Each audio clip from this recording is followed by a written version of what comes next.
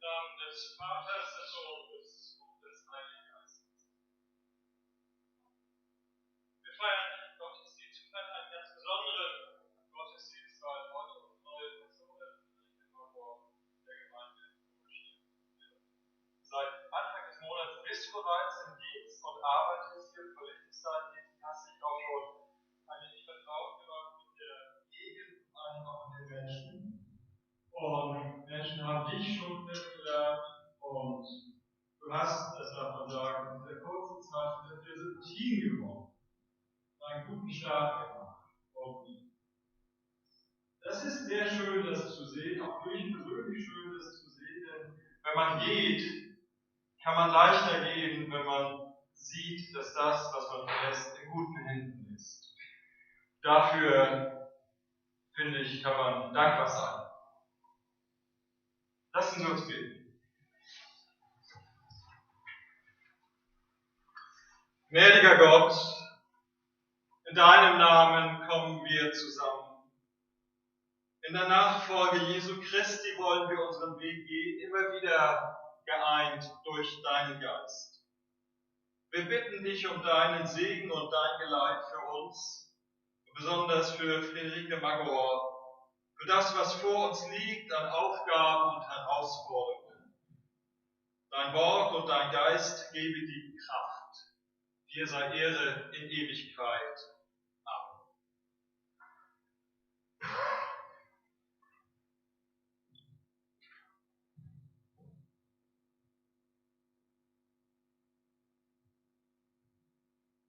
Lobe den Herrn, meine Seele. Das hätte ich gerne mit Ihnen und euch zusammen gesungen. Als Psalm, draußen, ganz laut, unterm freien Himmel. Das geht jetzt hier leider nicht. Aber wir hören den Psalm trotzdem mit Musik.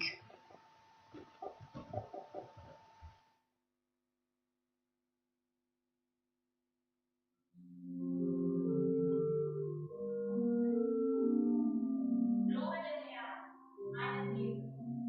Und was in mir ist, sein Lobe den Herrn, meine Seele. Und vergiss nicht, dass er dir Gutes getan hat. Der dir alle deine Gründe und alle deine Gedanken.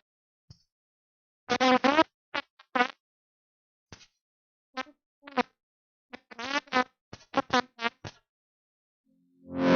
der dein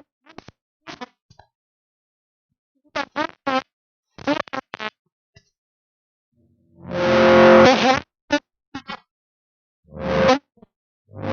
alle der hat sein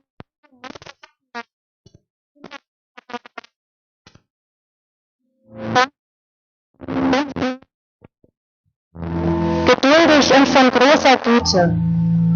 Er wird nicht für immer hadern, noch ewig zornig bleiben. Er handelt nicht mit uns nach unseren Sünden und vergilt uns nicht nach unserer Missetat. Denn so hoch der Himmel über der Erde ist, lässt er seine Gnade walten über denen, die ihn fürchten.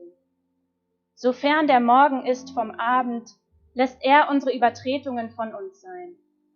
Wie sich ein Vater über Kinder erbarmt, so erbarmt sich der Herr über die, die ihn fürchten. Amen.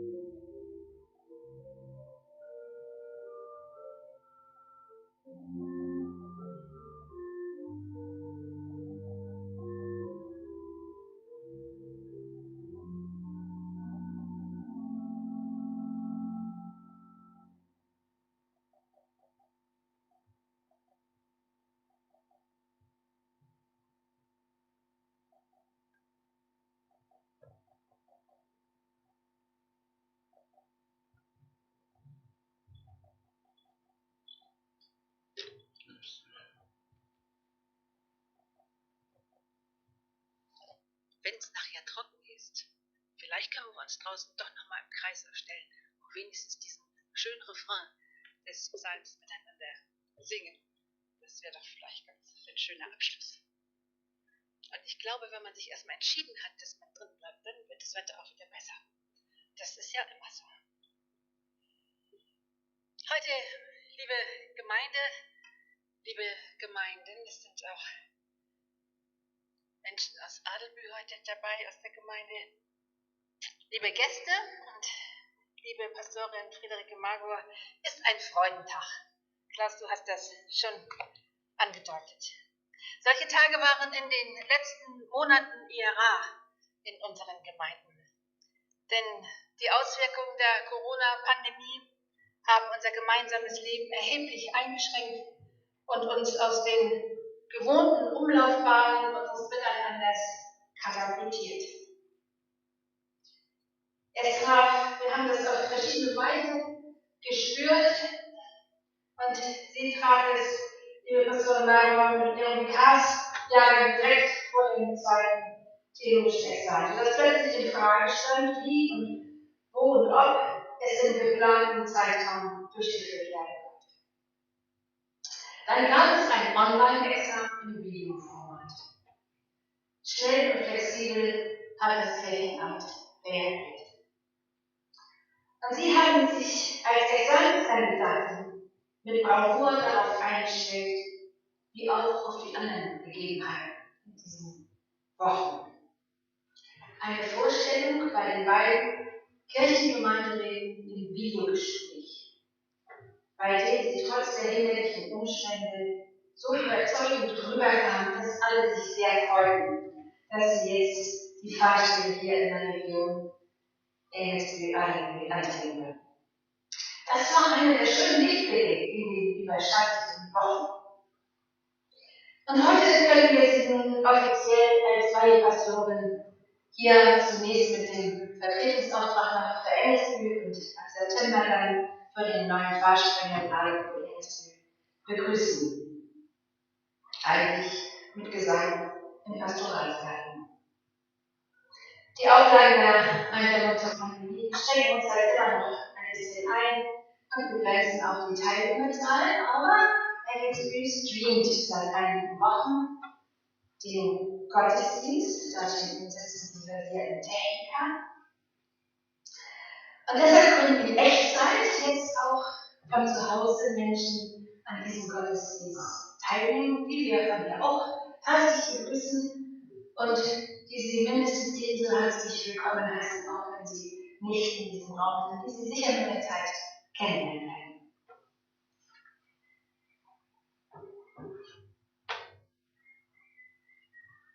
Wir alle begrüßen auch noch herzlich Ihren Partner, Jan Philipp Beer.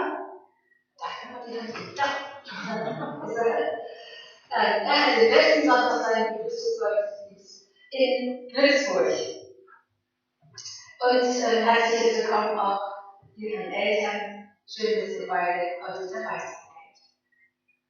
Seit 4 Wochen wohnen Sie im Pastorat in meinem Weg, der Vorgänger, der einen wunderbaren Rosengarten hinterlassen hat und jetzt Ihr Nachbar ist. Alles zweite auch dabei, das ist schön, dass so gekommen ist.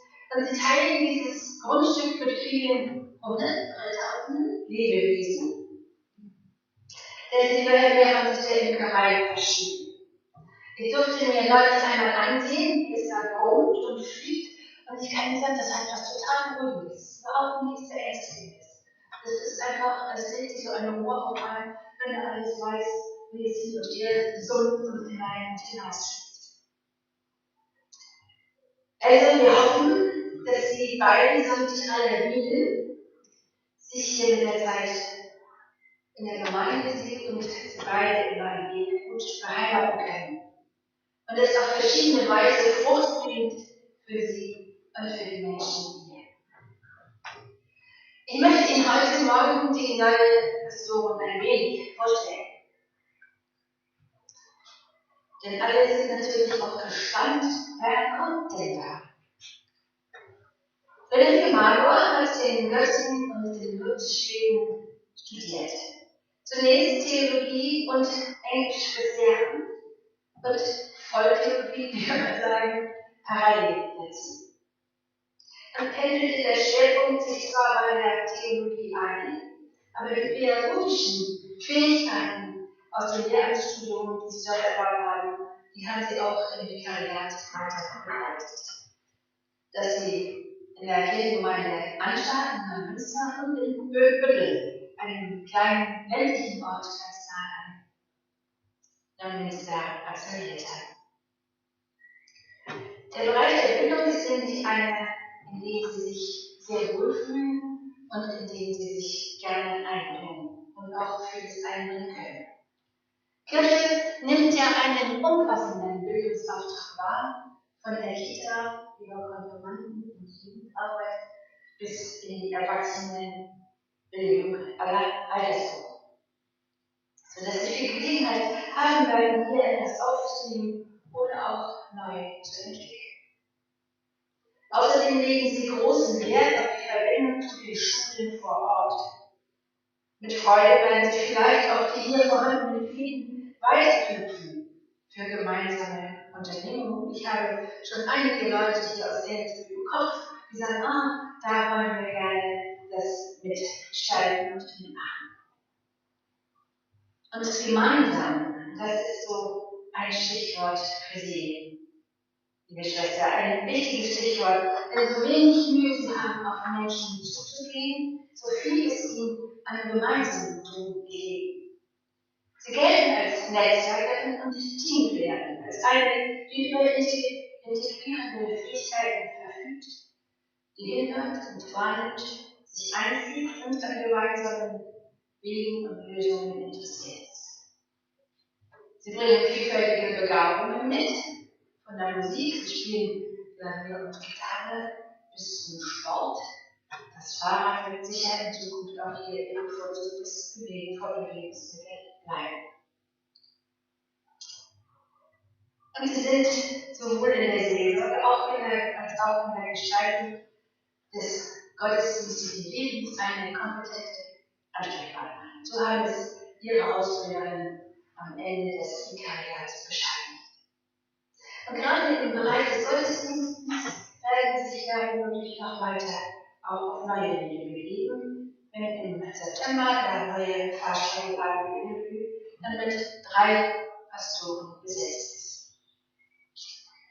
Denn in beiden Gemeinden ist Gottesdienst schon längst kein statisches Geschehen mehr, sondern in Bewegung, und Sie werden viele Formen und Weisen kennenlernen, in denen Ihr Gottesdienst gefeiert wird in der Region und in den Gemeinden. Aber vielleicht lässt sich mit Ihnen auch noch mehr entdecken, welche vielfältigen Möglichkeiten an der Zeit der Menschen es gibt, Gottesdienst zu leben und zu feiern. Denn der Sonntag ist nach Ihrem Dafürhalten nicht das alleinige Zentrum für Gottesdienst. Wir dürfen gespannt sein. Ich glaube, Sie werden auf solcher Entdeckungstour nicht allein unterwegs sein. Und unterwegs sein ist ja ein weiteres Stichwort. Als Pastorinnen und Pastoren sind wir unterwegs mit vielen anderen, zu vielen anderen, mit Gott. Ihm sei Dank, dass er nicht aufgibt, an unserer Seite zu bleiben, und mit uns selbst. Und das heißt auch immer wieder Neues zu entdecken, weiteres dazu zu lernen und sich fortzuentwickeln. Das hört nie auf. Ich glaube, du weißt es, und Henning lernt jetzt gerade noch ganz andere Dinge im Wohlstand neu dazu. Das ist gut und das ist wichtig. Ich erlebe es auch bei mir im fortgeschrittenen Alter und mit langjähriger Berufserfahrung. Es gibt immer noch Neues. Sie werden jetzt als Pastoren in den ersten Amtsjahren auch jede Menge neu entdecken und dazulernen und sich weiterentwickeln. Und schon in den ersten Wochen haben Sie deutlich den Unterschied von der Dekanin zur Pastorin gespürt. Sie fühlen sich irgendwie anders verantwortlich jetzt. Und das sind Sie auch. Und hier erleben Sie so, dass Sie sich diesen Wechsel bewusst machen, konstruktiv damit umgehen, gerne auch Angebote und Unterstützung annehmen, aber auch Lust haben, sich auf diesen neuen Weg zu begeben. Auch wenn es am Anfang manchmal viel ist, was alles auf einen einströmt an neuen Situationen und Fakten und Menschen. Aber Sie werden sich gut hineinfühlen, da bin ich ganz sicher. Zunächst einmal in die Engelsbücher zusammengehen und im nächsten Schritt dann in Arbeit. Und auch dabei werden Sie nicht allein sein, denn auch für die Alteingesessenen hier ist es ja interessant, wie jemand mit dem unbefangenen Blick von außen kommt und Fragen stellt oder Dinge wahrnimmt. Und das gemeinsam dann auszutauschen, glaube ich, kann ein guter, konstruktiver und kreativer Prozess sein. Und dennoch, Klaus, du hast es gesagt, wir haben sich in den 4 Wochen, die weniger sind, schon ganz gut hier eingefunden und sind hier ganz gut auch aufgenommen worden. Sie nutzen Möglichkeiten, auch unter Corona-Bedingungen mit Menschen in Kontakt zu kommen. Mit manchen haben sie sich zu Spaziergängen verabredet und dabei Gemeindeerkundung betrieben. Und dass die Möglichkeiten sich langsam erweitern, das hilft ja auch. Und das ganz normale Alltagsgeschäft schafft ja auf seine Weise schon etliche Kontakte. Sie sind ja schon mit einigen Beerdigungen angefangen hier in der Gemeinde und dann lernt man schon gleich Menschen kennen. Darüber hinaus aber ist es auch wichtig, sich Zeit zu lassen und dass ihnen auch Zeit gegeben wird, sich umzuschauen und hinzuhören und wahrzunehmen, wo sie sind. Und dann erst macht es Sinn, neuen und weiteren Gestaltungsmöglichkeiten nachzugehen und sie umzusetzen. Diese Zeit wünsche ich und sage ich nicht nur Ihnen, sondern auch allen anderen, die sich hier im Gemeindeleben engagieren. Gebt eurer neuen Pastoren, aber auch euch selbst Zeit zu reden, zu denken, zu reflektieren, zu beten, zu hören über das und auf das, was sich zeigt und was dann eine Gestalt gewinnen kann. Schneller Aktivismus ist nicht immer zielführend. Und ich habe das Gefühl, ihr seid hier miteinander auf gutem Wege, weil ihr euch auch Zeit dafür nehmt. Und auch Zeit zum Danken und zum Feiern soll sein. So wie heute wir es tun unter den gegebenen Bedingungen. Und nun werdet ihr hoffentlich in der nahen und fernen Zukunft viele gute Möglichkeiten haben, einander kennenzulernen und Gefallen aneinander zu finden. Ich bin da ganz guten Mutes. Am Beginn ihres Lebens hier in der Gemeinde, in der Pfarrstunde soll Gottes Segen stehen, Schwester. Gott wollen wir bitten, dass er sie anschaut, in allem Tun und Lassen und dabei ist, in allem, was Freude macht. Auch in dem, was manchmal schwer auszuhalten ist, in Gelingen ebenso wie in den Dingen, in denen wir manchmal scheitern oder erst suchen müssen. Nichts soll sie von ihm trennen. Doch bevor ich Sie hier nach vorne bitte, will ich noch mal einen Dank sagen. Ich danke zunächst einmal die Kirche-Gemeinde Engelsby für die freundliche Aufnahme von Pastorin Mauer und alle dazu erfolgten Vorbereitungen. Hier geht mein ganz besonderer Dank an Sven Landschuf, der als Vorsitzender des Kirchengemeinderates sich sehr verstärkt um die Umbauten im Pastorat gekümmert hat und alles in Auftrag gegeben hat, dass es jetzt in neuen Glanz erstrahlen kann. Dann danke ich auch dem Regelausschuss der beiden Kirchengemeinden unter der Leitung von Frau Krüger und dem Kirchengemeinderat Albühl und Pastor Stefan, der ist auch hier hat seine Sabbatzeit heute einmal unterbrochen, für viel konstruktive Zusammenarbeit. Und ich danke den Pastoren in Steinbach und Wagen, die seit dem letzten August über die Vakanzzeit hinweg hier die Gemeinde unterstützt haben. Und nun lasst uns reden.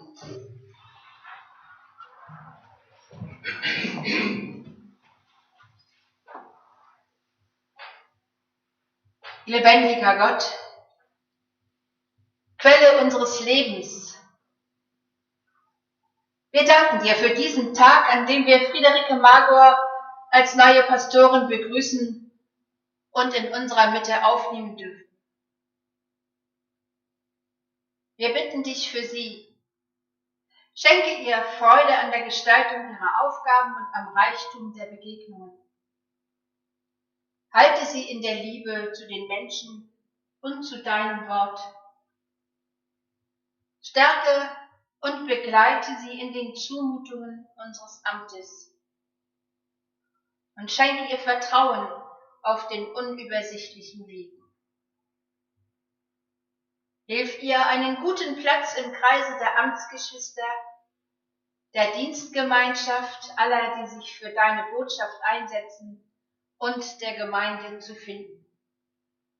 Lege Segen auf ihr Tun. Wir bitten dich für die Gemeinden, dass sie mit frohem Mut in die Zukunft blicken und bei allen Veränderungen auf dich vertrauen. Lass sie deine Nähe spüren. Erfülle sie mit deinem Geist. Stärke sie auf ihrem Weg und segne ihr miteinander. Das bitten wir im Namen Jesu Christi, Eckstein unseres Lebens und unserer Kirche. Amen.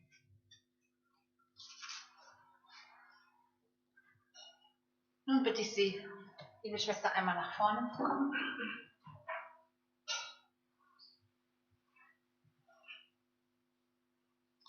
Der Segen Gottes komme über dich und bleibe bei dir.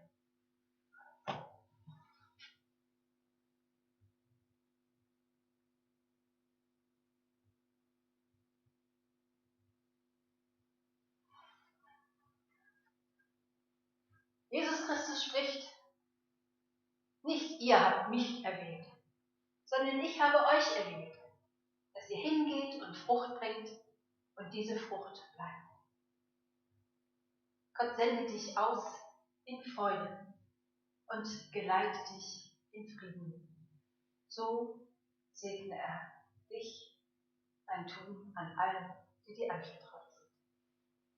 Amen. Amen. Ich finde, man darf mal klatschen. Ja.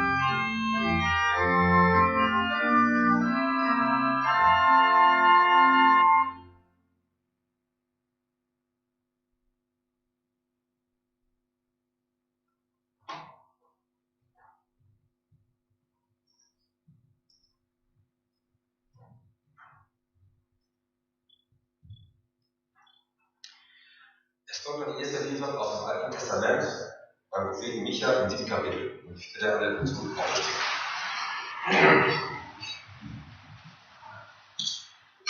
Wo gibt es einen Gott wie dich? Alle, die von deinem Volk weggeblieben sind, vergibst du ihre Schuld und gehst über ihre Verfehlungen hinweg. Du hältst nicht für immer an deinem Zorn fest. Denn Güte und Liebe zu erweisen macht dir Freude. Du wirst mit uns Erbarmen haben und alle unsere Schuld wegschaffen. Du wirst sie in das Meer werfen, dort, wo es am tiefsten ist. Die Nachkommen Abrahams und Jakobs wirst du mit Liebe und Treue begegnen, wie du es einst unseren Vorfahren versprochen hast.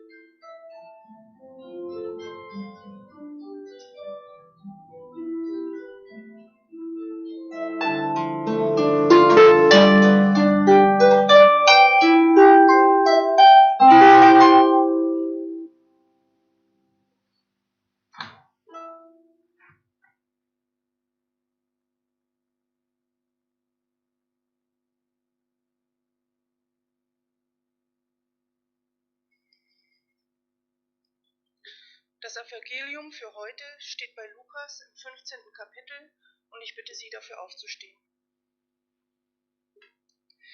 Alle Zolleinnehmer und andere Menschen, die ein Leben voller Schuld führten, kamen zu Jesus, um ihm zuzuhören. Die Pharisäer und Schriftgelehrten ärgerten sich darüber. Sie sagten, mit solchen Menschen gibt er sich ab und isst sogar mit ihnen. Da erzählte ihnen Jesus dieses Gleichnis. Ein Mann hatte 2 Söhne. Der Jüngere sagte zum Vater, Vater, gib mir den Teil der Erbschaft, der mir zusteht. Da teilte der Vater seinen Besitz unter den Söhnen auf. Ein paar Tage später machte der jüngere Sohn seinen Anteil zu Geld und wanderte in ein fernes Land. Dort verschleuderte er sein ganzes Vermögen durch ein verschwenderisches Leben. Als er alles ausgegeben hatte, brach in dem Land große Hungersnot aus. Auch er begann zu hungern. Da bat er einen der Bürger des Landes um Hilfe. Der schickte ihn aufs Feld zum Schweinehüten. Er wollte seinen Hunger mit den Futterstücken stillen, die die Schweine fraßen, aber er bekam nichts davon. Da ging der Sohn in sich und dachte, wie viele Arbeiter hat mein Vater und sie haben alle reichlich Brot zu essen. Aber ich komme hier vor Hunger um. Ich will zu meinem Vater gehen und zu ihm sagen, Vater, ich habe Schuld auf mich geladen, vor Gott und vor dir. Ich bin es nicht mehr wert, dein Sohn genannt zu werden. Nimm mich als Arbeiter in deinen Dienst. So machte er sich auf den Weg zu seinem Vater. Sein Vater sah ihn schon von weitem kommen und hatte Mitleid mit ihm. Er lief seinem Sohn entgegen, fiel ihm um den Hals und küsste ihn. Aber sein Sohn sagte zu ihm, Vater, ich habe Schuld auf mich geladen, vor Gott und vor dir. Ich bin es nicht mehr wert, dein Sohn genannt zu werden. Doch der Vater befahl seinen Dienern, holt schnell das schönste Gewand aus dem Haus und zieht es ihm an. Steckt ihm einen Ring an den Finger und bringt ihm Sandalen für die Füße. Dann holt das gemästete Kalb her und schlachtet es. Wir wollen essen und feiern, denn mein Sohn hier war tot und ist wieder lebendig. Er war verloren und ist wiedergefunden. Und sie begannen zu feiern. Der ältere Sohn war noch auf dem Feld. Als er zurückkam und sich dem Haus näherte, hörte er Musik und Tanz. Er rief einen der Diener zu sich und fragte, was ist denn da los? Der antwortete ihm, dein Bruder ist zurückgekommen und dein Vater hat das gemästete Kalb schlachten lassen, weil er ihn gesund wieder hat. Da wurde der ältere Sohn zornig. Er wollte nicht ins Haus gehen. Doch sein Vater kam zu ihm heraus und redete ihm gut zu. Aber er sagte zu seinem Vater, sieh doch, so viele Jahre arbeite ich jetzt schon für dich. Nie war ich dir ungehorsam. Aber mir hast du noch nicht einmal einen Ziegenbock geschenkt, damit ich mit meinen Freunden feiern konnte. Aber der da, dein Sohn, hat dein Vermögen vergeudet. Jetzt kommt er nach Hause und du lässt gleich das gemästete Kalb für ihn schlachten. Da sagte der Vater zu ihm, mein lieber Junge, du bist immer bei mir. Und alles, was mir gehört auch dir. Aber jetzt mussten wir doch feiern und uns freuen, denn dein Bruder hier war tot und ist wieder lebendig. Er war verloren und ist wiedergefunden. Ich bitte Sie noch stehen zu bleiben, denn wir wollen jetzt das Gottesdienst besprechen.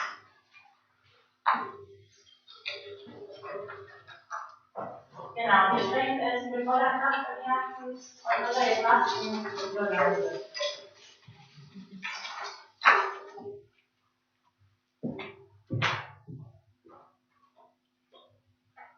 Ich glaube an Gott, den Vater, den Allmächtigen, den Schöpfer des Himmels und der Erde, und an Jesus Christus, seinen eingeborenen Sohn, unseren Herrn, empfangen durch den Heiligen Geist, geboren von der Jungfrau Maria, gelitten unter Pontius Pilatus, gekreuzigt, gestorben und begraben, hinabgestiegen in das Reich des Todes, am dritten Tage auferstanden von den Toten, aufgefahren in den Himmel.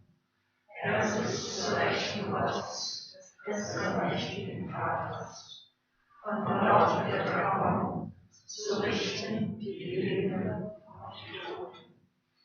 Ich glaube an den Heiligen Geist, die heilige christliche Kirche, Gemeinschaft der Heiligen, Vergebung der Sünden, Auferstehung der Toten und das ewige Leben.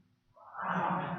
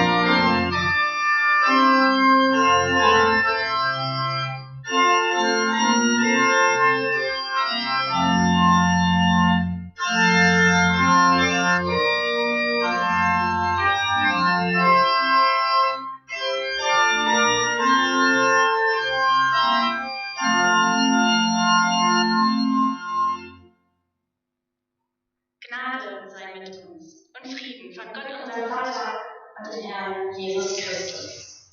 Amen. Was liebst du?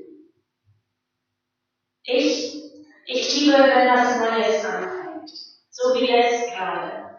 Wenn über allem so ein Zauber liegt, es ganz viel zu entdecken gibt und noch gar nicht so richtig klar ist, in welche Richtung es gehen wird. Das liebe ich. Ich liebe auch abends am Strand zu sitzen, wenn der Sand noch ganz warm ist von der Sonne und zwischen den Zähnen klebt. Und mein Blick auf den Wellen ist und ich irgendwie ganz ruhig werde. Ich liebe Musik, vor allem wenn wir nicht nur im Herzen singen dürfen, sondern auch aus ganzem Hals, wie wir das sonst vielleicht bei dem Lied gerade draußen hätten machen können. Und was liebst du? Was lieben Sie? Und was liebt eigentlich Gott? Micha hat da eine klare Antwort drauf. Gott liebt es, gnädig zu sein. Gott liebt Güte. Gott kann sich nichts Wunderbareres, Kostbareres, Wertvolleres vorstellen als Güte. Das liebt Gott. Und ich weiß natürlich, dass ihr das nicht vergleichen könnt. Das, was ich liebe, das, was Sie lieben und das, was Gott liebt. Wo ist ein Gott wie du, fragt ja auch Micha und sagt damit eigentlich schon nirgends. Nirgends ist ein Gott wie du. Gott ist immer noch größer und noch unbeschreiblicher und anders. Natürlich kann ich Gottes Liebe und Gottes Güte nicht mit dem vergleichen, was ich liebe. Aber ich und wir alle kennen einen, der konnte das. Der hat das gemacht jeden Tag, weil er von Gottes Güte so viel in sein Herz verstanden und mitgetragen hat. Der hat Gott hinein buchstabiert in diese Welt. Immer wieder, für alle. Und er hat davon erzählt, wie Gottes Güte ist, wie Gott liebt. Und er hat erzählt, dass es so ist, wie wenn du den Zauber dieses neuen Anfangs nutzt und dich von ihm tragen lässt und rausgehst in die Welt und das Leben feierst mit allen, die dir begegnen und großzügig bist und feierst von morgens bis abends alle einladen willst. Und dann irgendwie nicht richtig mitkriegst, wie das Geld weniger wird und damit auch die Freunde. Vielleicht erst die flüchtigen Bekannten, die du verabschieden und dann auch die, von denen du eigentlich dachtest, euch verbindet ein bisschen mehr als nur dein Geld. Und eines Tages findest du dich dann da wieder, im Dreck zwischen den Schweinen und weißt gar nicht, wie das eigentlich passiert ist. Und da sitzt du neben diesem Scherbenhaufen aus geplatzten Träumen und Spuren. Und du würdest so gerne auch mal zurück auf Anfang, aber so funktioniert eben nicht, das wissen wir alle. Und dann sitzt du da verlassen und voller Reue und ganz ohne Kraft. Aber irgendwie muss es ja weitergehen.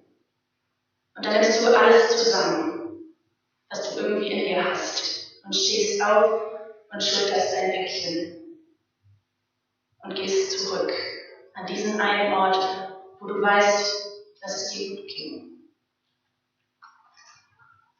Mit hängendem Kopf bist du unterwegs, Schritt für Schritt, und traust dich gar nicht richtig dir vorzustellen, was da auf dich wartet.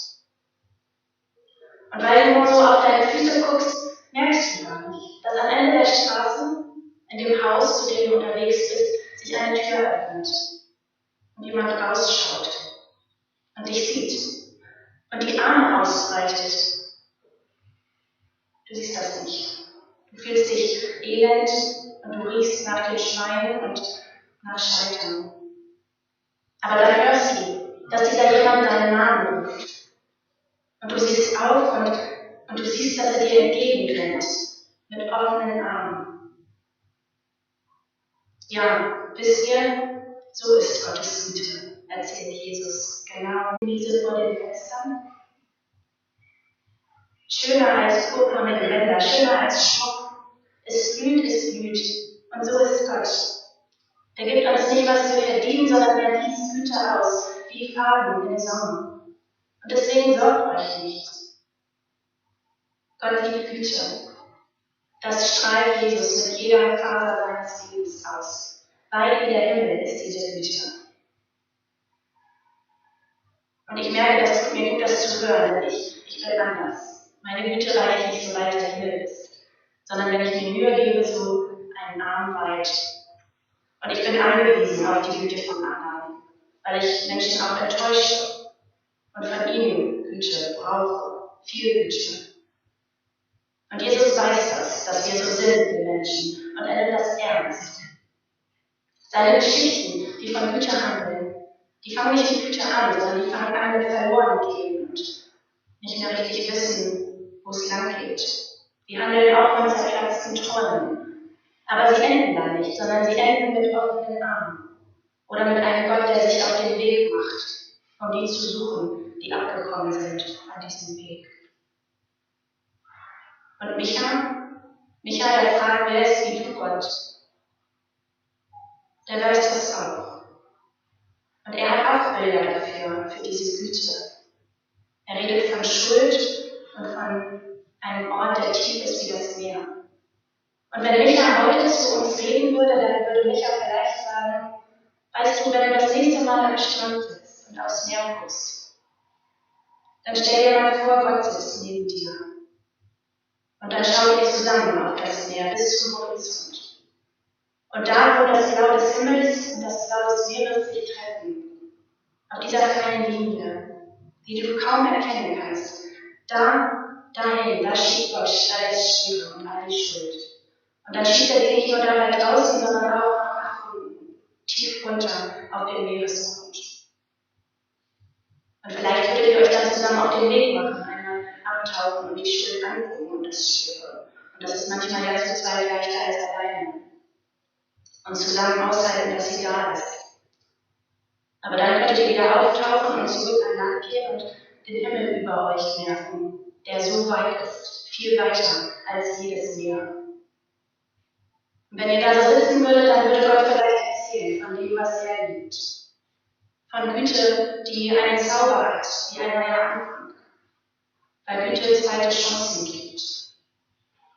Von einer Liebe, die nicht nur Glitzer im Leben will und die Feierkleider, sondern unsere wahren Farben aushält, auch die dunklen.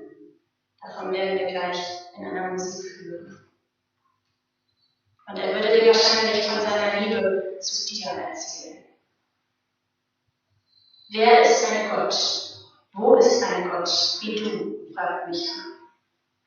Und ich glaube, Micha hat recht. Ja, keiner ist wie du, Gott. Und dein Frieden, der höher ist als alle unsere Vernunft, der bewahre unsere Herzen und unsere Sinne in Jesus Christus. Amen.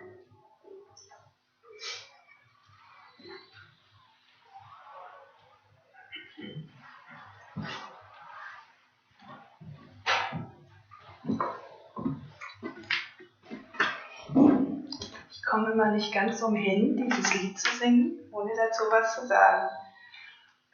Wir singen True Colors und ich weiß mal nicht, wie das mit dem Englischen ist. Im Refrain geht es darum, ich sehe deine wahren Farben durch dich durchscheinen.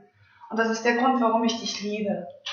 Und wir haben das heute für dich ausgewählt, weil das sozusagen die Stellungsbeschreibung ist. Aber als ich dich jetzt gehört habe, habe ich gedacht, ist schon alles da, ist ja super. Also wir können nur sagen, wir werden dich lieben. Und aber für die Gemeinde vielleicht auch, also immer wieder diesen Auftrag, dass ein Mensch, der ganz authentisch ist und sagt, ich bin da für euch. Und zu sagen, zeigt alle eure wahren Farben, lasst die Fassade ein wenig runter und auch den Schatten ans Licht, weil gemeinsam hat das eine ganz andere Qualität.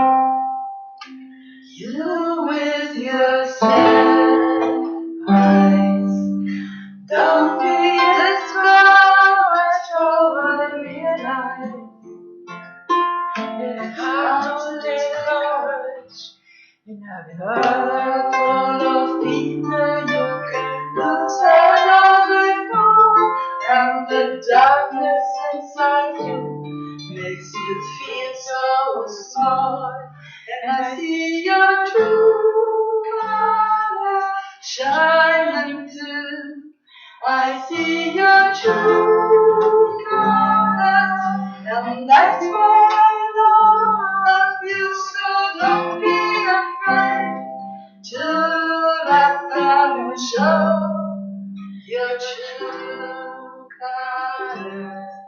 True colors are beautiful like a rainbow.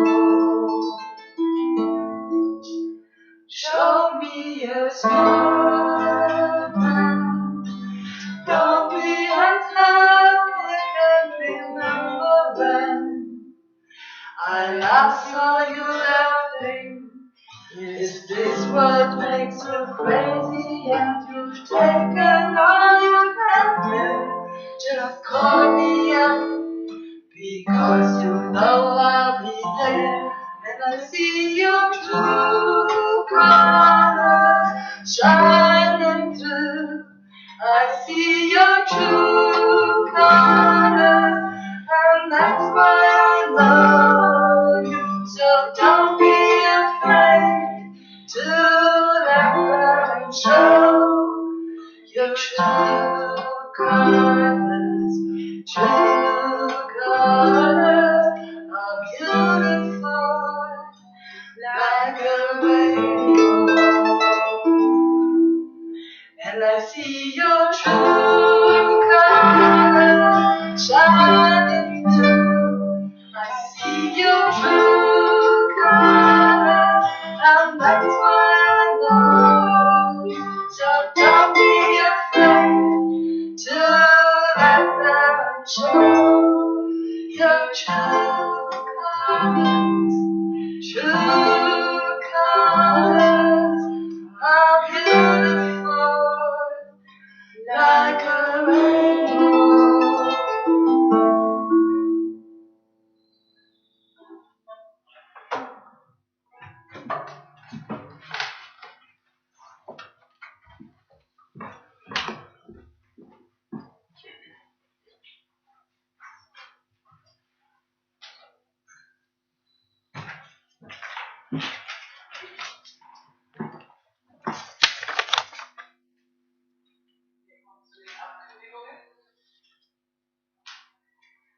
Vor 2 Wochen, am 14. Juni, haben wir den Vorstellungsgottesdienst von Silke Nicoline Hansen gemeinsam gefeiert. Unser Bischof im Sprengel, Schleswig-Holstein, Gotland-Marburg, hat sie nun zur Inhaberin der ersten Pfarrstelle im Pfarrsprengel der Evangelisch-Lutherischen Kirche-Gemeinde Engelsby und Arbeit ernannt und bittet uns, Folgendes abzukündigen. Der Form halber sei darauf hingewiesen, dass gegen diese Ernennung jedes Gemeindemitglied, das am Wahltag zur Wahl der Mitglieder des Kirchengemeinderates wahlberechtigt war, innerhalb von 7 Tagen schriftlich bei der Kirchenleitung Einspruch einlegen kann. Der Einspruch kann nur auf einen Verstoß gegen Vorschriften über das Verfahren gestützt werden. Wir freuen uns, dass wir im Herbst dann mit unserem Team aus 3 Pastorinnen und Pastoren in den Pfarrsprengel starten können. Der nächste Gottesdienst am Sonntag, den 5. Juli, wird Pastor Höhe mit uns feiern. Und zum Schluss möchte ich noch ein paar Hinweise zum Ende des Gottesdienstes geben. Bleiben Sie gerne am Ende des Gottesdienstes noch einen Moment auf Ihren Plätzen sitzen. Der Kirchengemeinderat möchte die Gelegenheit nutzen und unsere neue Pastorin auch noch einmal begrüßen und willkommen heißen. Am Ausgang sammeln wir eine Kollekte für das Projekt Schutzengel e.V. Das ist eine gemeinnützige Organisation, die mit frühen Hilfen junge Familien tatkräftig unterstützt. 16 hauptberufliche und mehr als 20 ehrenamtliche Schutzengel arbeiten Hand in Hand, um Kindern einen optimalen Start ins Leben zu ermöglichen. Es geht dabei sowohl um Hilfe für den ganz normalen Alltag, als auch um Hilfe in akuten Krisensituationen, um Hilfe bei finanziellen, gesundheitlichen und familiären Problemen an. In Flensburg nehmen mehr als 100 Familien am Schutzengelprogramm teil. Gott segne Gebende und Empfangende.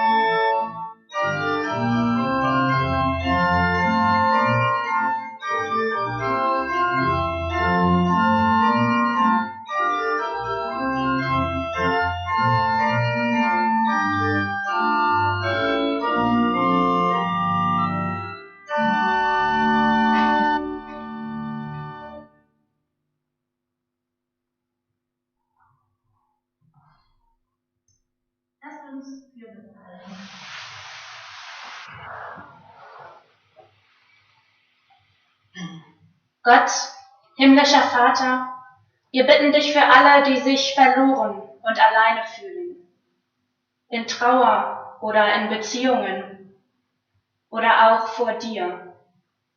Mach du dich auf, such du nach ihnen und zeig ihnen Wege, die gangbar sind. Sei du da mit einem gütigen Blick und mit offenen Armen. Gott, wir bitten dich für die Familien im Projekt der Schutzengel und alle, die mit ihnen zusammenarbeiten. Segne sie. Lass die Familien einen guten Start zusammen erleben und Menschen um sich haben mit offenen Armen und Ohren und Herzen. Und gib den Helfenden Kraft und Fantasie, um sie gut zu begleiten. Gott, wir bitten dich für alles, was uns gerade ganz besonders beschäftigt. Das sagen wir dir in der Stille.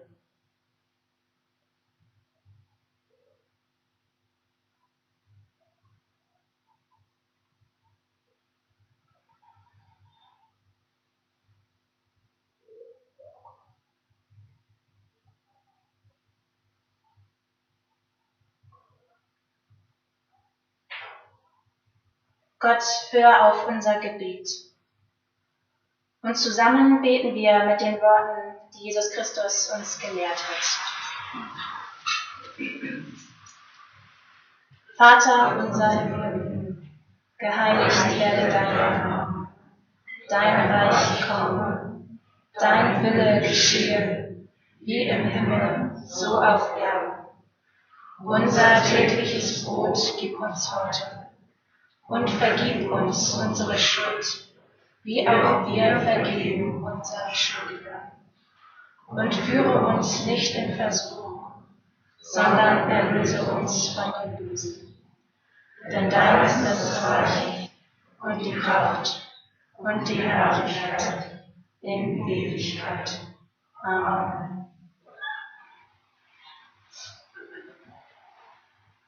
Empfangt Gottes Segen für die Wege, die vor euch liegen. Der Herr segne dich und behüte dich. Der Herr lasse leuchten sein Angesicht über dir und sei dir gnädig. Der Herr erhebe sein Angesicht auf dich und gebe dir Frieden.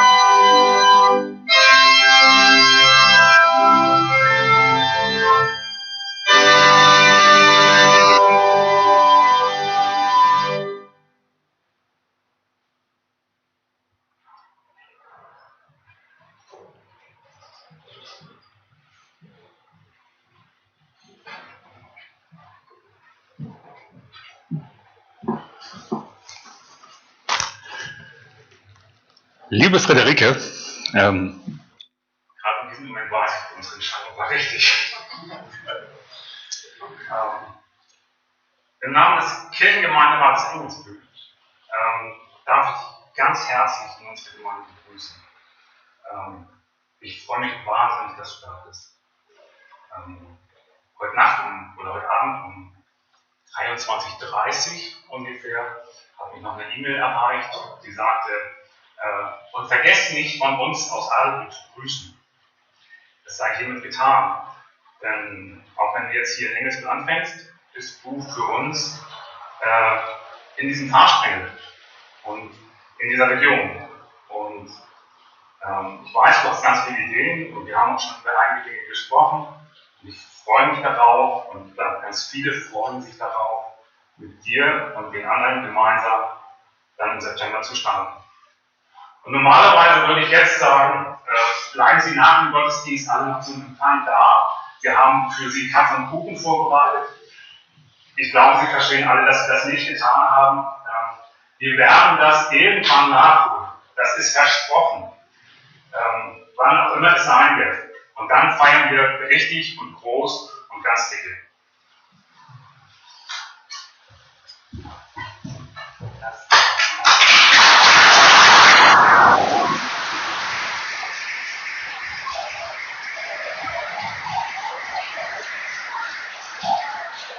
Jetzt muss ich noch was tun. Ich muss jetzt nämlich noch für Nachwuchs begrüßen. Und dafür muss ich das jetzt mal loswerden. Weil wir haben unsere Pfadfinder in Adelby eingefügt. Und die können leider heute nicht hier sein. Ursprünglich wären sie jetzt im Sommerlager. Das war auch nicht so gutem Wetter. Und insofern bin ich jetzt in Vertretung unserer Stammesleitung hier und Friederike als wir angefangen haben zu suchen, habe ich gesagt, wenn wir ein Grünhemd finden würden, und da liegt jetzt tatsächlich, du kannst mich verstehen, du weißt, wo das herkommt, wir tragen grüne Hemden, das wäre für uns ein 6-Hemden-Lotto. Und jetzt haben wir jemanden gefunden und dann auch noch ein Grünhemd. Und deswegen darf ich jetzt nochmal bitten.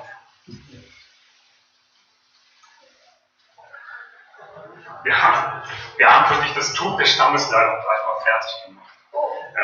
Damit du weißt, wo ein Arbeitsbereich für dich ist. Und damit du weißt, zu welchem Stamm du jetzt gehörst, dein Stammesabzeichen für Engelsby.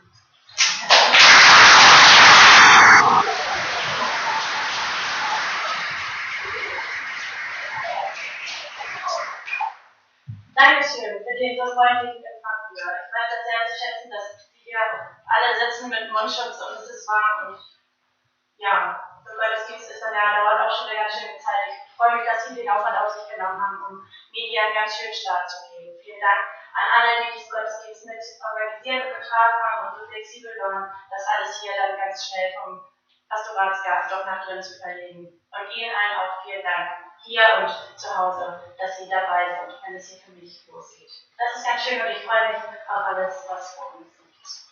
Danke.